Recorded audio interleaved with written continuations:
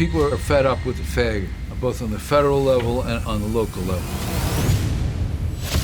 Behind the famous Manhattan skyline, New York is a mess. You had to literally fear for your life. It was terrible. The city wasn't safe.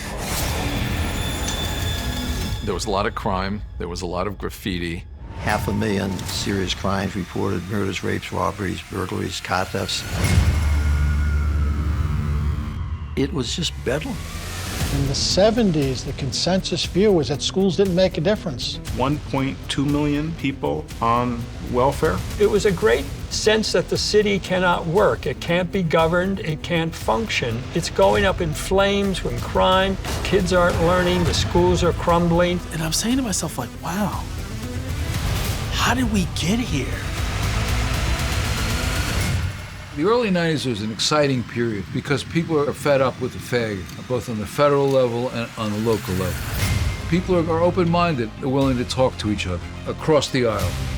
There's a sense that the ungovernable city is no longer ungovernable, that reforms are possible.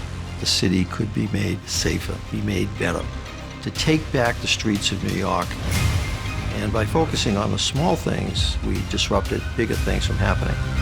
And so it changed people's perception of what welfare could be: a job opportunity, not a way of life. After being stuck around 50% for 20 years, it's now about 77% kids graduate on time.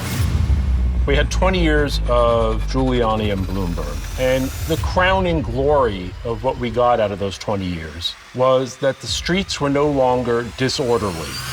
The result of real efforts and real ideas by real people. And it didn't just happen. And if you don't really understand that legacy, you're doomed to watch it fall apart before your very eyes. There was no palpable fear of living in any neighborhood. You could take the subway at any time of night. You could send your children to the store and there was no worry about what was going to happen. By the 1990s, New York was not just a preferred destination, but it was the capital of the world again.